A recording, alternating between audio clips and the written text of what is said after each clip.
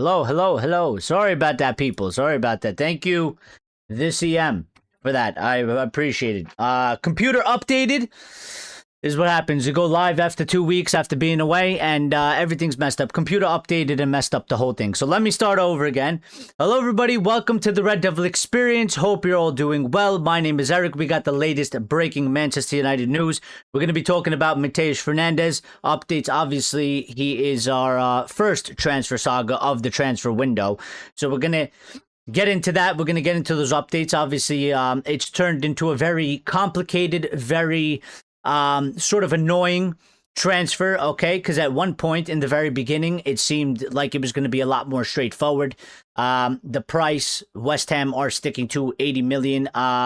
Way too high for my liking. Way too high, it seems, for Manchester United's liking, as it should be, okay? We got updates surrounding, obviously Manuel Ugarte has gotten a serious injury.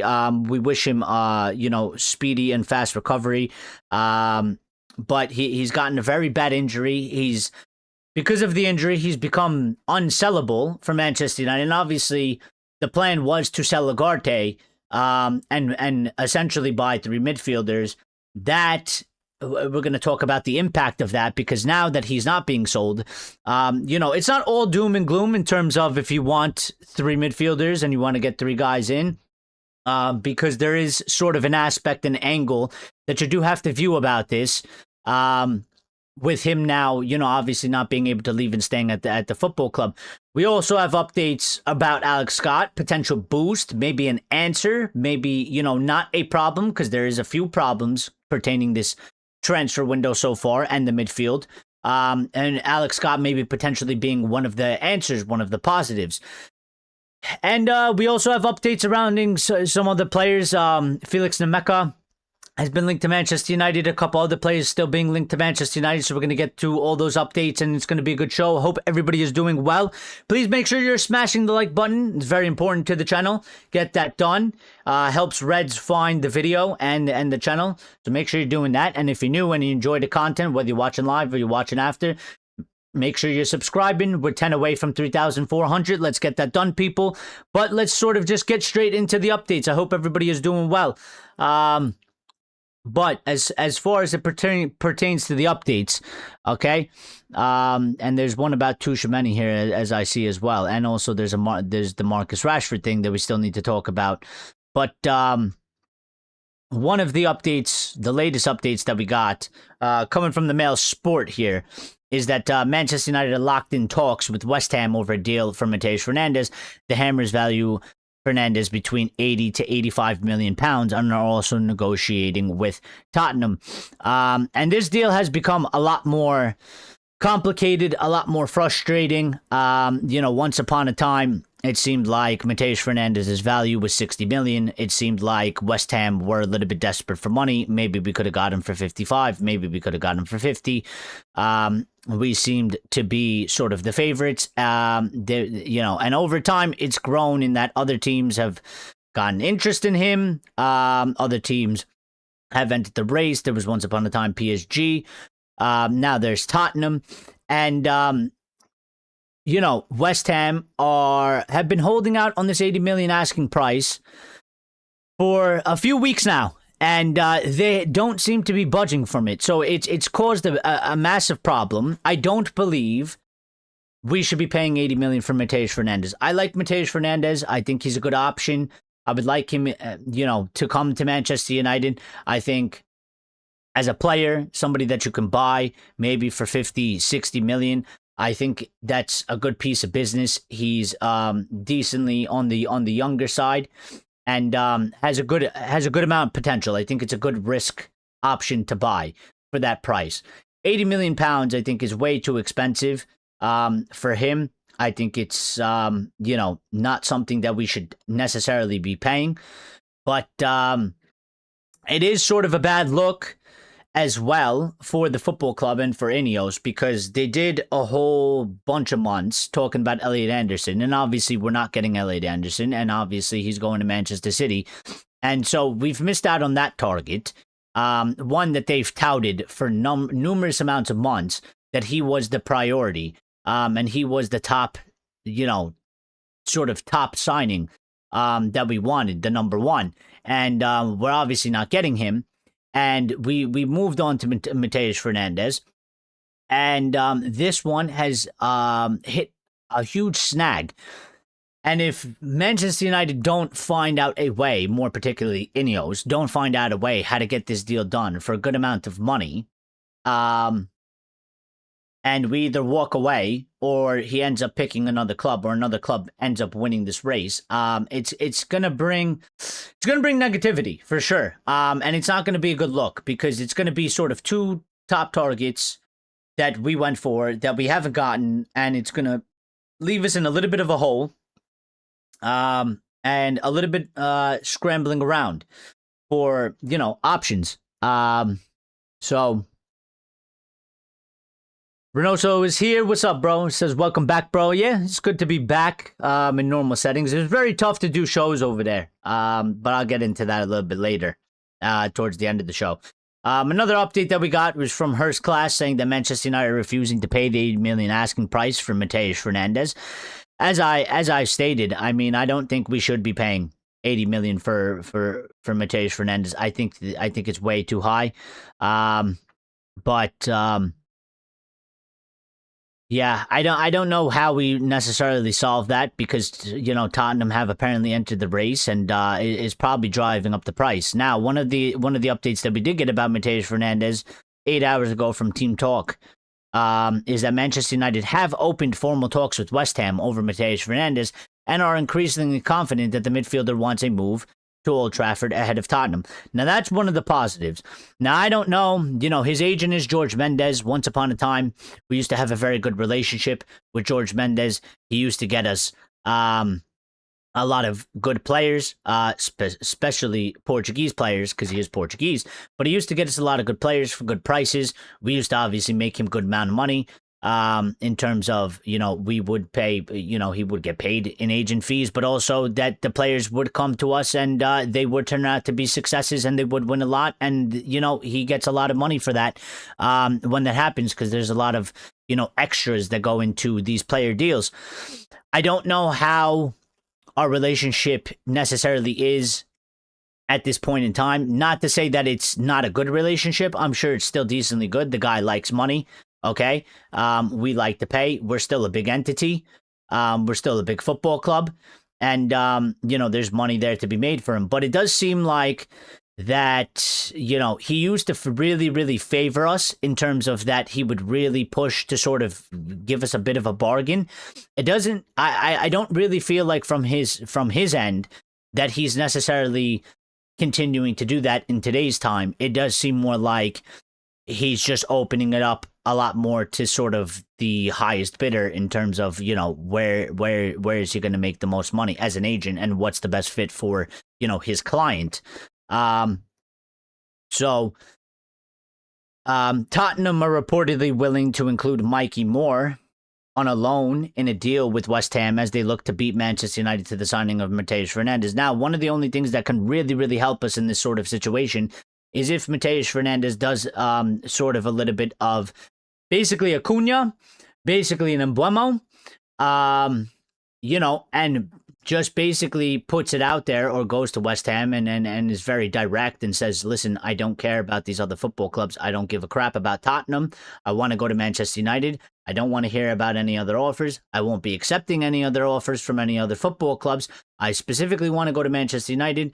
You should do a deal with Manchester United. Otherwise, this is going to drag on. You're not going to get paid.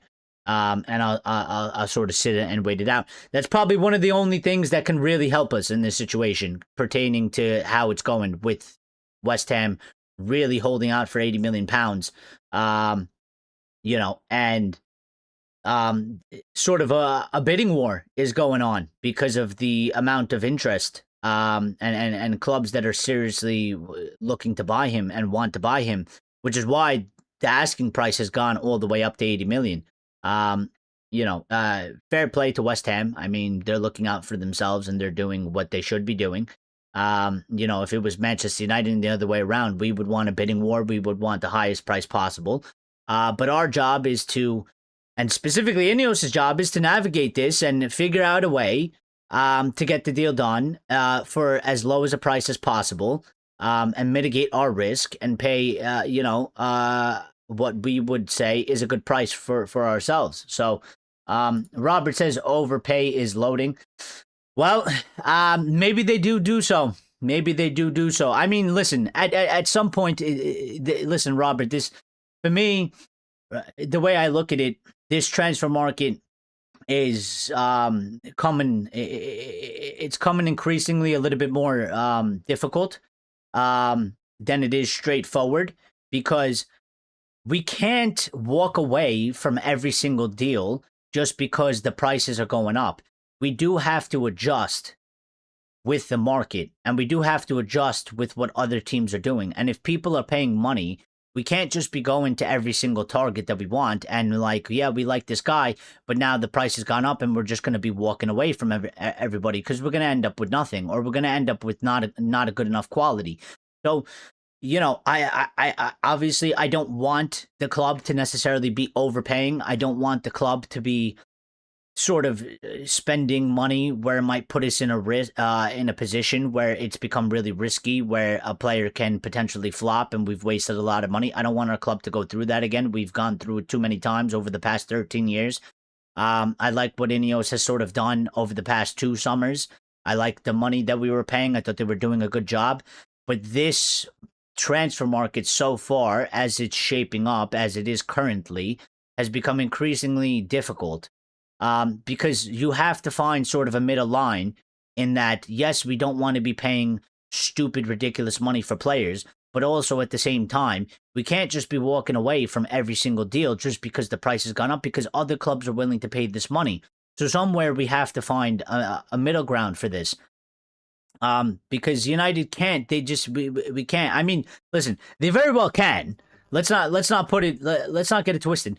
Ineos very well can just walk away from all of these deals and be like, he's too expensive, we don't want to pay this money, we don't want to pay this money. I think if they do that, I think we're going to end up with sort of a transfer window that we're not going to be very excited by, and we're not going to feel very positive about. And maybe next season won't really necessarily go too well for us. And that's where I sort of... For me, I have to draw, there's got to be some sort of line drawn between being financially responsible, but also still attaining and requiring quality that's going to improve us and make us a good team and a competent team, and a team that's going to be able to compete next season. You can't go too far one end and cheap out all the way, because we're going to suffer. Reynoso says, I think he's given priority to United. I hope he has. That will massively help us if he's doing that. West Ham knows that and want to scare United away from the deal so they can take a bigger transfer fee from Spurs. Mendes has probably advised Mateus Fernandes to hold out. And Reynoso is also saying Mendes wants the commission and has talked Fernandes into holding out for higher wages as a win-win. That's my theory. Let's see what happens. Well, I think we do have to... unfortunately, I know United fans, including myself, I know we always complain that we take a really long time on transfers. We want to be quick. But I think in situations like this, I have no problem with us taking longer if at the end it means we get sort of the better deal. Because in this sort of situation, you do have to take your time. I think Reynoso makes a good point. There is always sort of games being played behind the scenes that, we're not really necessarily privy to 100%. We're not in the negotiation table. We're not in the contacts, us as fans. And, I do think that, maybe has given us priority. West Ham are trying to play games to scare us maybe and pay a higher price. Mendes probably, trying to play both sides as an agent should do. As much as, many people think agents are snakes. I mean, they are for a certain reason. Their loyalty is to the player. And I guess they like money. I mean, who doesn't like money? But their loyalty is to the player, and it's their objective to get the best deal for their client and the most amount of money. So they do play both sides. So I mean, in that sense, there's a lot of sort of pieces moving on the board. So I think in a situation like this, I would be okay with it dragging out a little bit longer and not just being so quick, because I think if you're quick and you're rushing, you sort of back yourself into a bit of a corner. You make rash decisions, and ultimately you probably end up paying the price for it in the end. So I think right now, listen, there's not really we're there. We've entered negotiations. There's still a lot left. We're just about to enter July. There's still a lot left in this market. The World Cup is still going on. So I do think right now it's probably the smart move to just stay patient, take our time. It's probably annoying. It's frustrating that we can't get like this second deal done. But I think I'm a bit hopeful that hopefully it pays off at the end. Because if we stay patient, we won't. The hope is we won't overpay, and we won't make such a it won't be a thing where it's such a mistake. Natasha's here. Hi, Natasha. Natasha says, hi, Eric. What a long time it's been. Hope you are well and had a good rest while you were away. The UK has had a heat wave. You guys, we've had a temperature of above 40 degrees. That's crazy. Especially for you guys over there. So, the ones over in the UK that live near the beaches, they're probably enjoying it. But yeah, listen, I'm all right. I'm back. I've been away for a couple weeks, 2 weeks, 2.5 weeks. It feels like it's been 2 months. So I'm all right. Have I been watching the World Cup? Yes, I have. I've been enjoying it for the most part. There's been a couple games that it's like, what did I just watch? Not too many though. But I was just watching the Brazil-Japan game, and Brazil stole it at the end. What a goal! What a game! It was a good game. Two very good teams. Unfortunate for Japan. Condolences to Lyle. Condolences to Lyle Wilson. His South Africa got knocked out, and they had a bit of a rough campaign. So the whole time I was watching South Africa, I was just thinking about Lyle, and I was like, I feel really bad for Lyle. But it was their first World Cup. Well, not really, but better luck next time. Better luck next time. What do you make of England? What do I make of England? I'm not really liking England too much right now. I'm gonna be honest. I'm not really liking England too much right now. Not that I'm saying like I'm not supporting them, because even though I'm American, I do support England. But I don't know. The team just feels a little bit sort of lackluster to me. I don't agree necessarily with some of the players he's picking to start. I think there's some other players that should be starting, especially in the attacking aspect. The way they're playing isn't super exciting to me. Listen, you watch Brazil. I really like the way Brazil plays football. Carlo Ancelotti is there. Okay. I really like Carlo Ancelotti as a manager. I like the way he's had his career and the way his teams have played football. I respect Thomas Tuchel. But I don't really like the way England is playing too much, and I think England needs to sort of step it up. And I think they need to play a little bit more on the attacking front foot. So, and they play Congo next, and I think that I think the Congo game is going to be one of those games where it's going to be a bit probably quite boring. I think I expect Congo to be quite defensive. I think England's probably going to struggle with that. And England does play a little bit slow to my liking. I think they could play faster. I think they have the capability of playing faster, but, they're not doing it because of, I guess, the tactics. And I think it's probably going to be one of those matches where it's going to be quite annoying, not as exciting, not as open-ended. So, I mean, we'll see how it goes. And if they get through that, they will be playing Mexico at 1 a.m. in the morning in Mexico. Well, not for me. For you, it'll be 1 a.m., but not for me. But yeah, I think, listen, if they get through Congo and they play Mexico, then I think the Mexico game will probably be good because Mexico likes to play attacking, you know? But listen, we'll get to the World Cup a little bit more towards the end of the show, okay? We're not going to go too long because obviously there's another World Cup game and I'm not going to overlap with that. So I do want to get through sort of the United updates, have the United discussion. Thank you to everybody that's smashing the like button so far. Greatly appreciate it. Good to see that the support is still there, even though we go missing for a little bit. But when we come back, the support is always still there. So I appreciate that very much. And I hope the rest of you are doing well. And, you know, if you guys want to get in the comments right now and tell me what you think about the World Cup so far, go right ahead. But there's been a couple reports. We're going to jump around a little bit. Okay. We're going to jump around a little bit. Manchester United have reportedly offered Mason Mount to AC Milan, while Amad Diallo is not part of the proposal. There's been a little bit of discussion or a little bit of rumors that AC Milan are looking at Mason Mount and would like to buy him, and also looking at Amad Diallo. I'll say this real quick right now. Amad Diallo is absolutely 100% not for sale. Manchester United have made that quite clear. They view him as an important part of the squad, and he will not be going anywhere unless some sort of maybe a crazy, insane offer comes for him, which I wouldn't necessarily expect. But United have sort of made it quite clear. We've gotten those updates.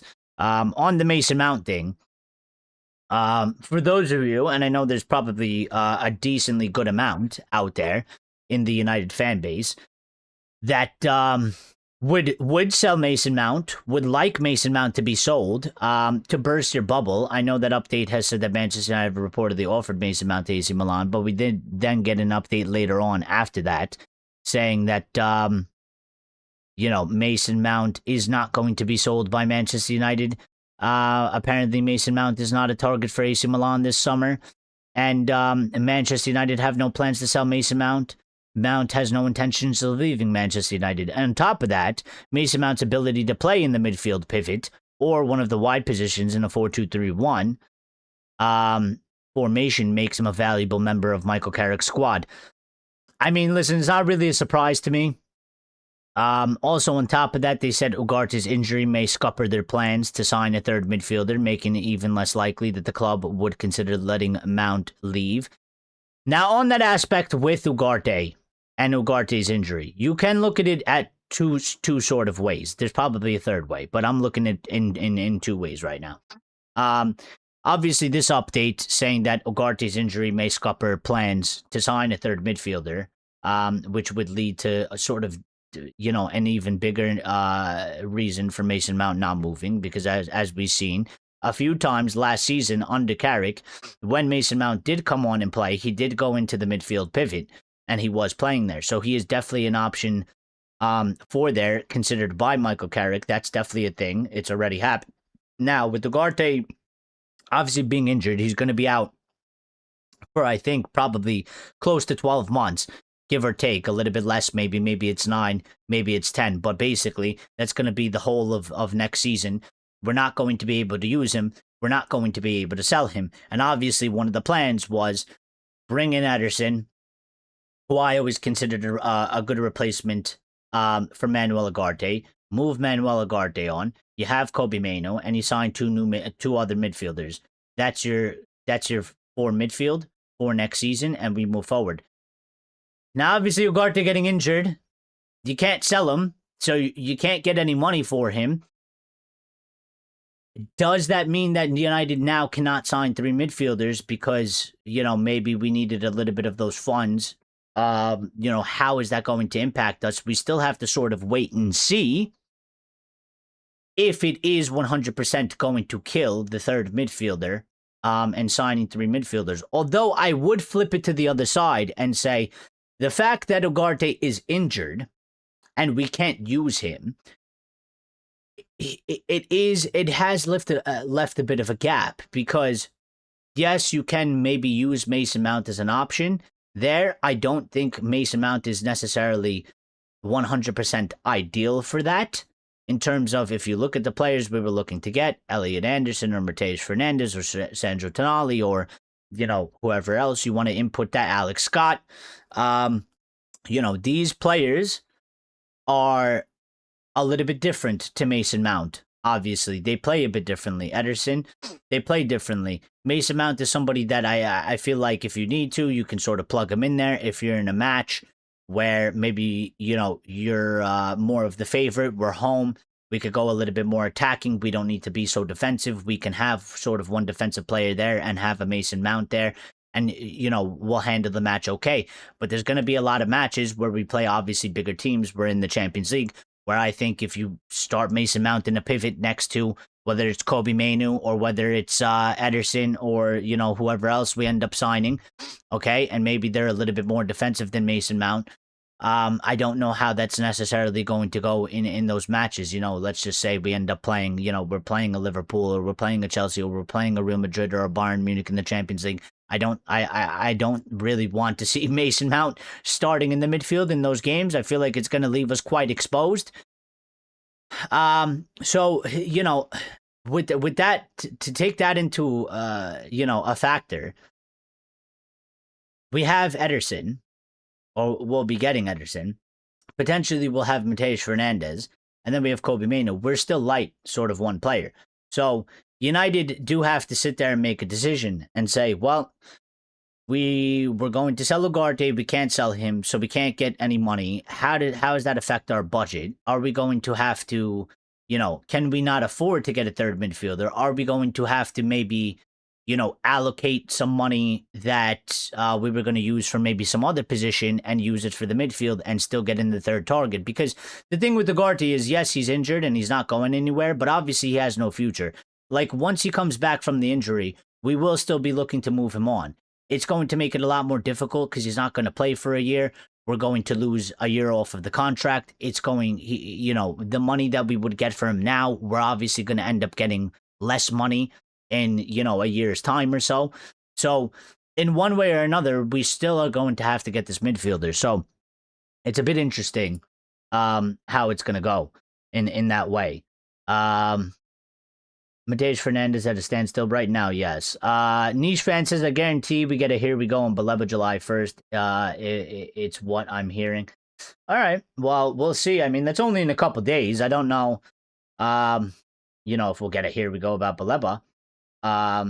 Because I haven't really seen any sort of significant updates regarding the Baleba side. Obviously, Baleba is still an option. And Baleba is one that's probably very straightforward for us in terms of there doesn't seem to be a lot of, people moving for him like there is for Mateus Fernandes. And if we want to, we could literally wake up tomorrow and be like, let's go sign Baleba. We obviously have to negotiate with Brighton, but he wants to come to us. And he'll probably give anything to come to us. And if you sort out a transfer fee, I'm sure we can sign him. So, I mean, he is one. Listen, I will say, like, he is one that, he was somewhere up high on the list once upon a time, and he's fallen down. And he's sort of one that's sort of just on the back burner. And, I won't say that there's zero chance that we end up with him. We could end up with him, if this Mateus Fernandes deal goes sideways, and we don't end up getting him. That's 2 targets. Elliot Anderson, Mateus Fernandes, we've missed out. The list is getting shorter. Doesn't look like we're going to get Sandro Tonali, even though he's sort of still somewhere there in the background. And, every once in a while we keep getting mentioned, and, there's other teams in for him. But there could be a possibility that we end up with Carlos Baleba because we've run out of places to go. And that's not really ideal. That's not really a good look. And, I worry about that a little bit because fans are not really so hot on Baleba. And I think that you make that signing, there's sort of a lot of a negative connotation that comes with that. He's not first choice. He didn't have a good season. We signed him because Ineos failed to get the job done. People probably won't be happy with the price we end up paying. And, I'm a little bit fearful for that going into next season because, if he does come to us and he doesn't start off too hot, the fans are going to get on his back. And, it could potentially become sort of a very negative situation we have in our hands. And maybe it has a big negative impact on next season as well. And Niche fan says he liked. Thank you, Niche. I appreciate it. How you doing, buddy, by the way? It's been a while. Renosa says, got to be short visit today. Eric, I have a shit ton of homework. Talk to you soon, bro. Homework?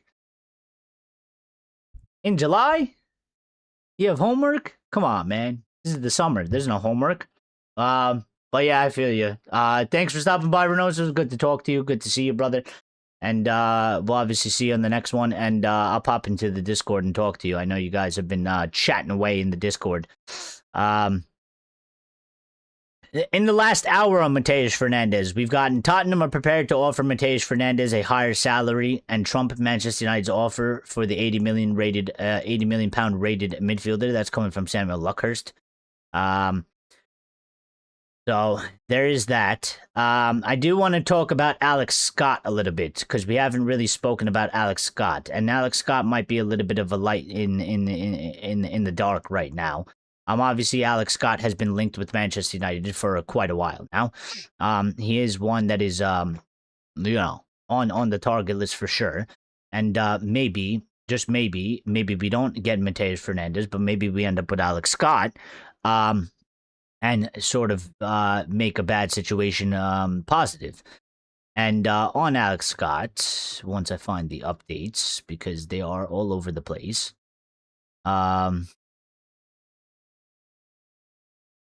The latest updates we have on Alex Scott are...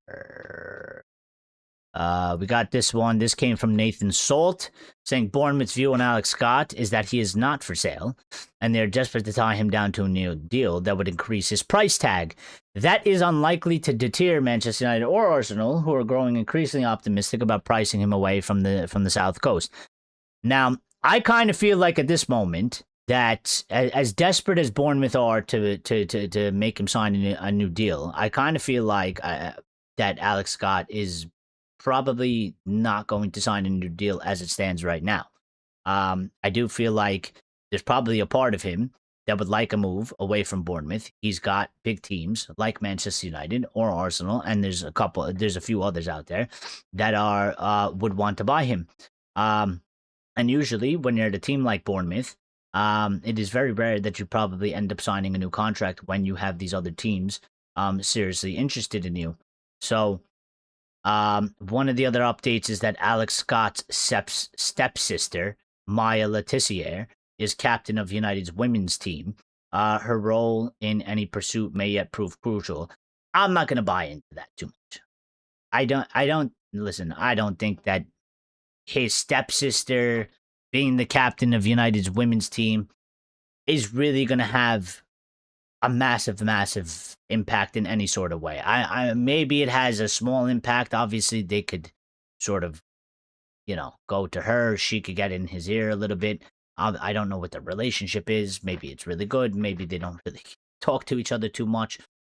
But I think obviously, ultimately, the deciding factors are his price tag, what United are willing to pay, what kind of wages and what kind of contract they offer to him. I think that's obviously going to be what's going to determine whether we end up with him or not. Not this update about his stepsister being the captain of the United's women's team.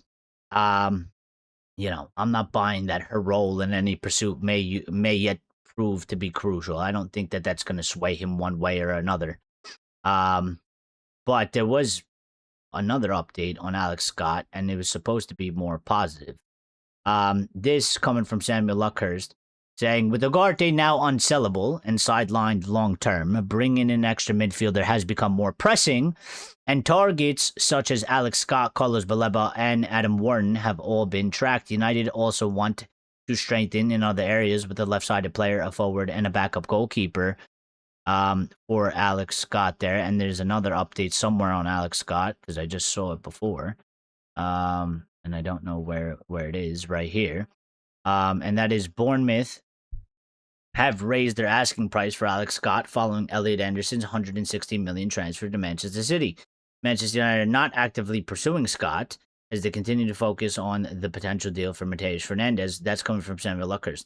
So I do think at the current moment in time, Alex Scott is an option, okay? we are obviously more involved in Mateus Fernandes right now, and Mateus Fernandes seems to be the one that we're focused on.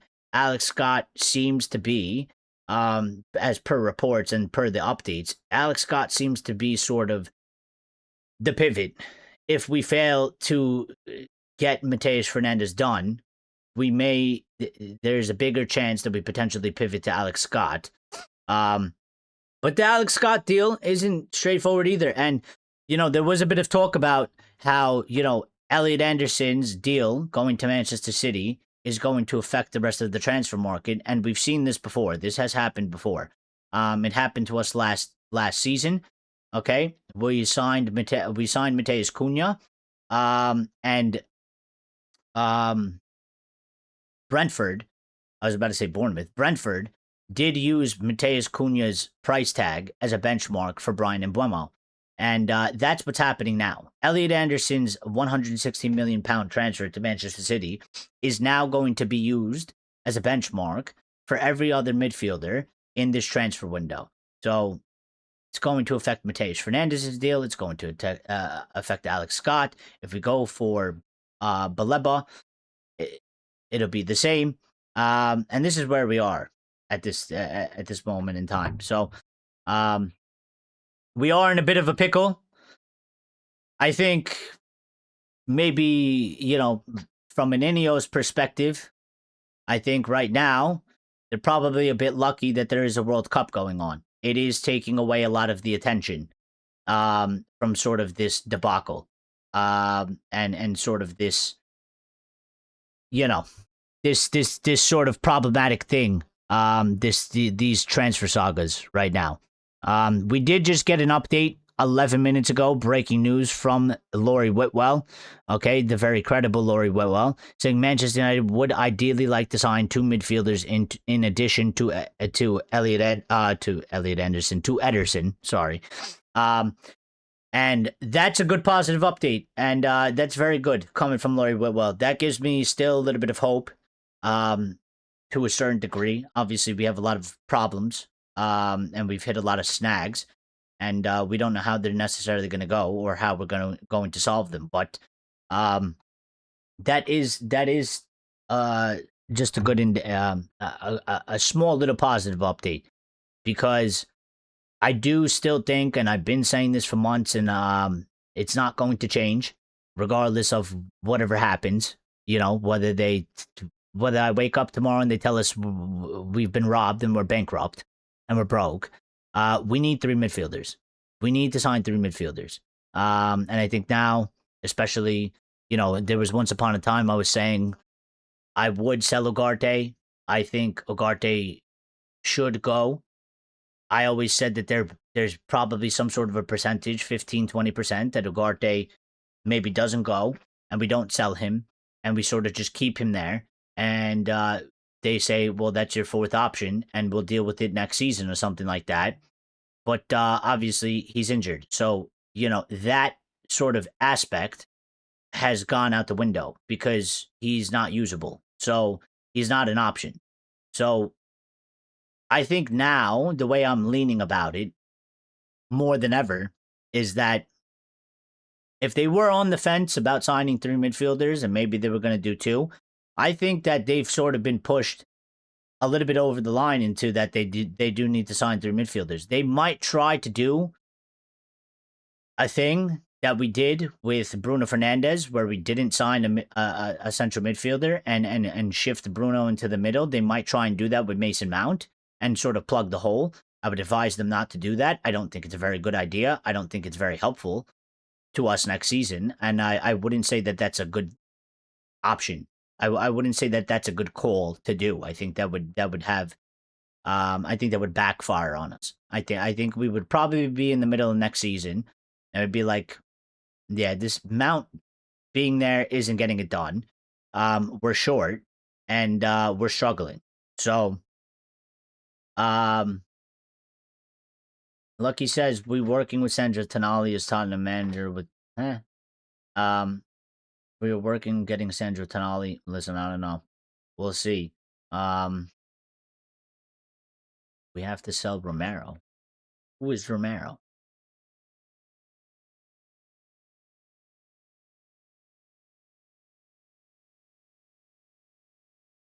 Um, what else do we have that we didn't cover so far?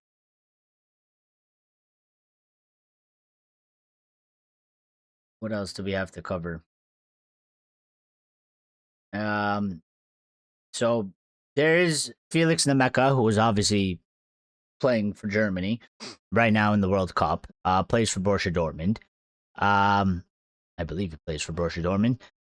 He's been linked with us for a little while now. Here and there. Sport Build and Sport Witness saying that Felix Nemeka prefers to join Manchester United over Newcastle. Both clubs have interest in him. I will say this. I don't really like the German updates. They never work out for us. They always use our name, especially the German outlets. Sport, Sport Build, any German outlet, any player that plays in the Bundesliga that's really been linked with us like 98% of the time. Um, it's all BS. Our name is linked with them, and then they usually probably end up signing for Bayern Munich, or they sign a contract extension and they don't come to us. So I'm not really too hyped on this right now.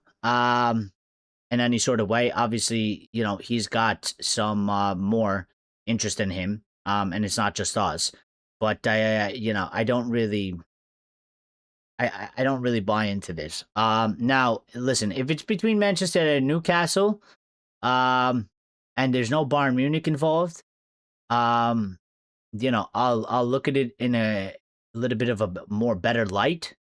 But if Bayern Munich's name is anywhere near this guy and this player, then I'm sort of just going to ignore this transfer story, because I can almost guarantee they'll they'll they'll say Manchester United want Felix Nemeka. They'll say Felix Nemeka prefers to join Manchester United, and then in a week's time he'll sign a deal for Bayern Munich, and that's the end of that story. So Ben Jacobs has also given us an update in the midfield. Okay, saying that about a player. Some of you have wanted him for a while. His name is Ayub Buwadi. Okay, and they say Lille want a minimum of £68 million for Manchester United target Ayub Buwadi, but that price could rise to over £86 million for clubs looking for an immediate sale. Which I don't really understand what that means in terms of an immediate sale. Does that mean because he has a buyout clause? And the buyout clause is £86 million, which would make it an immediate sale because you bypass negotiations with the club. Listen, Ayub Buwadi, young guy, very promising as they speak about him. Okay, he's 18 years of age. I don't know how I feel about paying. I know how I feel. I don't really like the aspect of paying £68 million for an 18-year-old that plays for Lille in the French league. I think that one is quite risky. I don't know much about him. I don't watch Lille. I don't watch League One. And as we've seen with sort of Lenny Yoro, okay, we paid good money for Lenny Yoro. I like Lenny Yoro. Lenny Yoro is little bit older than Ayub Buwadi. And Lenny Yoro's done okay or good at times, but he's also struggled at times. And he's got a lot more, room to grow. So I don't really know how. I mean, I don't really feel good about paying £68 million for a kid that plays in the French league, when we obviously need to pay that sort of money for somebody that's probably 23, 24, 25, that's more established, more grown, and that we can rely on basically immediately. We're not really in a position to take a massive gamble on an 18-year-old for £68 million, and have him come in and have an adjustment period of 6 to 8 months where he's trying to find his feet while we are trying to get results and have a good season. So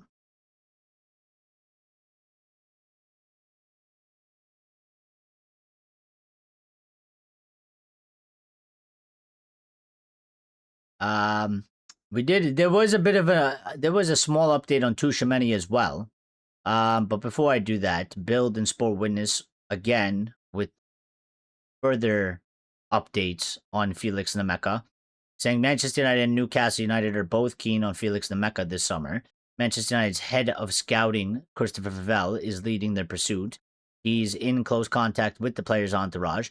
The Bundesliga side are asking for 120 million euros to sanction his sale, and the fee could rise further if he were to extend his impressive performances at the World Cup. Borussia Dortmund believe Nemeka will be at the club beyond this window. And again, I mean, it's a very high price. He is a good player, but it's a very high price. I think it's quite convenient that German outlet Bild and Sport Witness are putting out a piece of information saying that United are keen on this German player that plays in the Bundesliga, and our head of scouting is obviously Christopher Vivell, who has ties to the Bundesliga. I think that's very convenient. So I think it's a very convenient angle to do. Oh, he knows the Bundesliga. He's German. He's familiar with the player. He obviously rates him, so United are going to go in for him 100%. I don't think, listen, United right now, what we're seeing is United are very weary of the price tags of players. And as we've seen, it's been putting us off quite a bit, and I don't think that that's going to suddenly change for a player like Felix Nemeka. And he's having a good World Cup. Borussia Dortmund are a very pain-in-the-ass team to deal with when it comes to transfers. They're going to demand a massive amount of money. They're not going to budge on it. And if he continues to have a good World Cup and they stay in the World Cup, they're only going to raise the price. So I don't see how this deal actually materializes for Manchester United, because I don't see them paying that amount of money for that player. On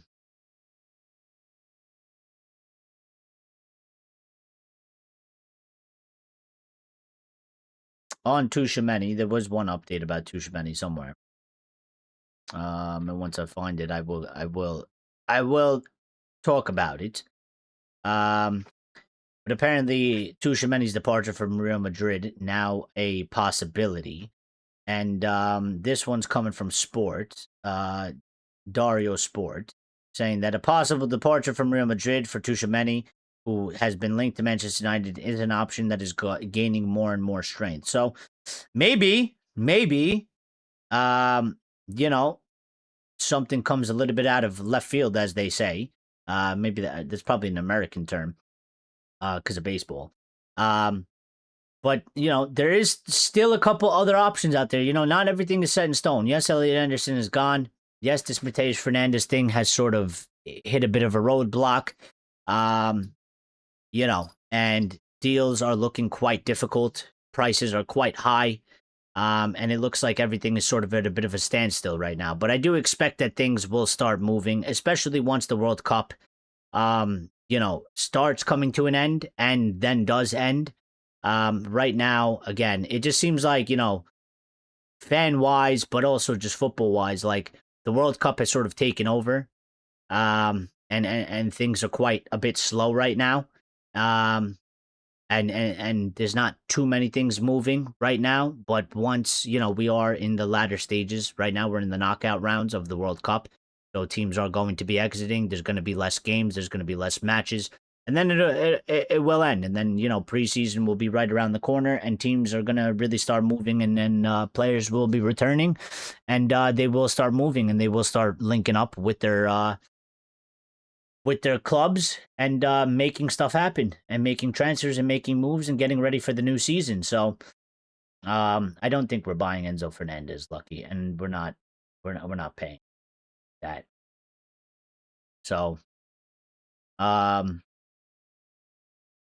again, Real Madrid would be open to selling Tushimeni if their conditions are met. Conditions not explained there, but that one hasn't really gone away. So, I do think that there might be something there, a little bit of a something there. We got to see what really transpires out of that. But we did just talk about Buwadi. Okay. Fabrice Hawkins did have an update about Buwadi, saying that Buwadi is being followed by Manchester United, Manchester City, Arsenal, and Bayern Munich. In case of a departure, Lille prefer a sale with a 1-year loan so that he can continue his development at the club. Lille's president Oliver Letang is demanding between 80 million euros to 100 million euros.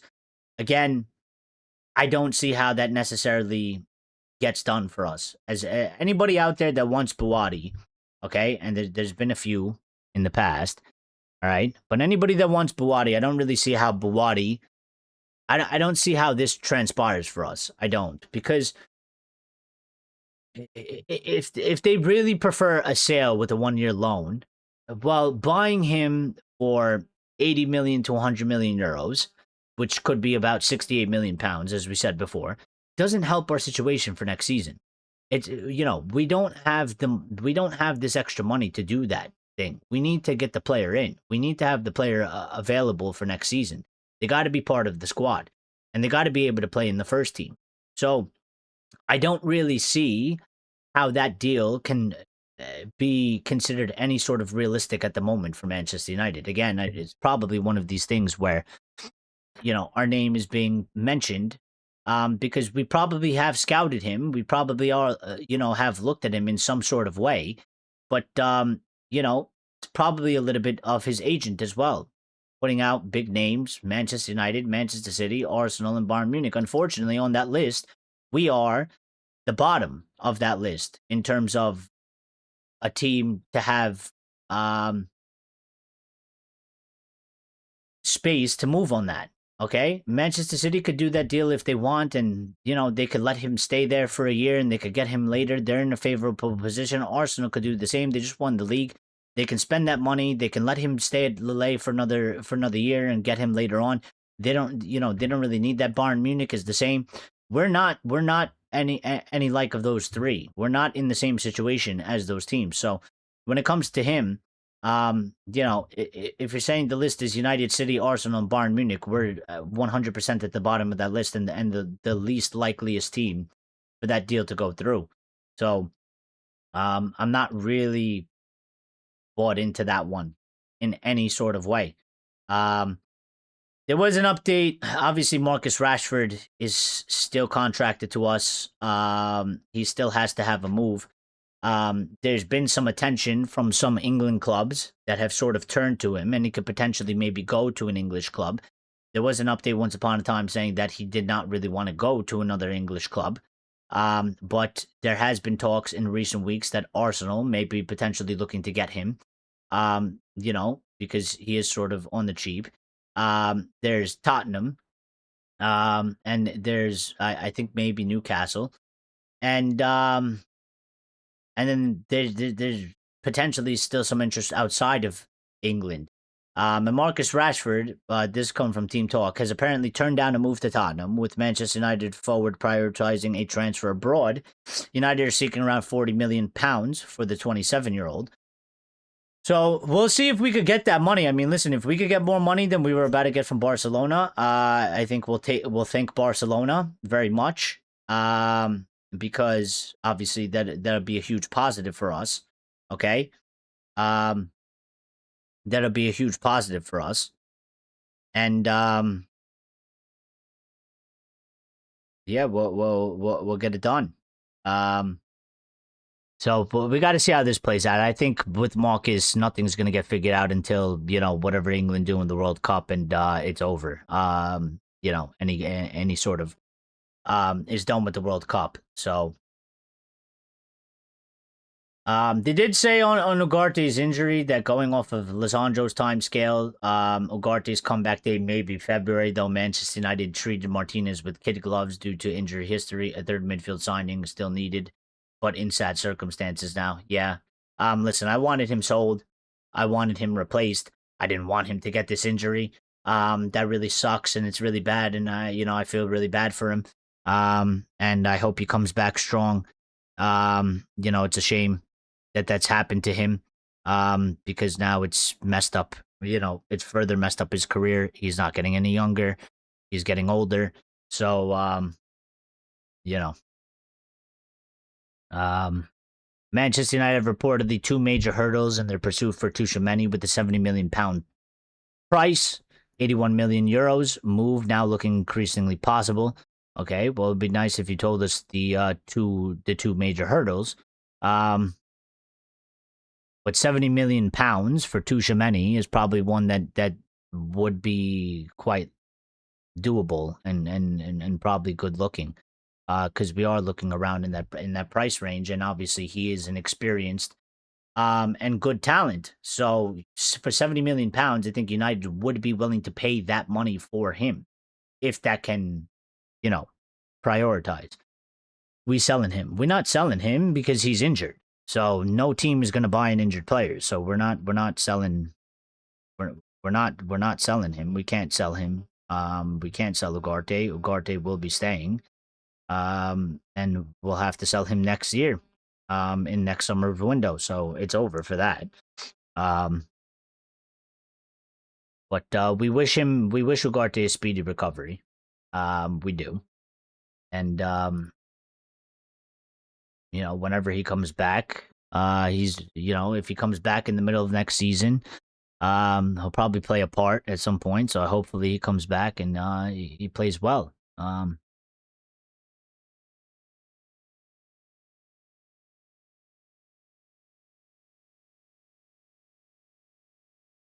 Hold on. So listen, we're not gonna go any longer because there's another game and I'm gonna go watch it, and I'm sure everybody else is gonna go watch it. So I just wanted to say thank you to everybody that smashed the like button. Thank you to everybody that joined in and got involved. It's good to be back. I know it's a little bit crazy right now. And it's a little bit all over the place. Going forward, tomorrow, I can't go live. And hold on, let me just look at the schedule here. Tomorrow I can't go live, and Wednesday I can't go live. So probably Thursday or Friday we'll be back live, again. And I'm gonna try and do as many shows as possible going forward in between the World Cup and navigating. It's a little bit hard. Obviously, all the attention is on the World Cup, and nobody really cares about the transfers right now or club football or updates. Yeah, if you're new and you subscribed, welcome and thank you for subscribing. Greatly appreciate it. Hope everybody is doing well. And listen, enjoy the World Cup. Enjoy the matches. I think it's been good so far. I've been enjoying it. And we'll speak in 2 to 3 days. We'll see each other again. So hopefully we'll see more of our people. And hopefully we'll have better positive updates to talk about. But other than that, everybody take care, be good, stay safe. Thank you for all the support as always. Much love. Whether you watched it live or you're watching the playback, please make sure you're liking. Very important. And if you're not subscribed or you're new, make sure you subscribe if you enjoyed the content. Stay up to date, and make sure you hit the notification bell icon so you get notified when we go live, so you don't miss shows. Because we could go live at any time, but we're usually live 8:15, 8:30 p.m. UK time. So other than that, take care, be safe, and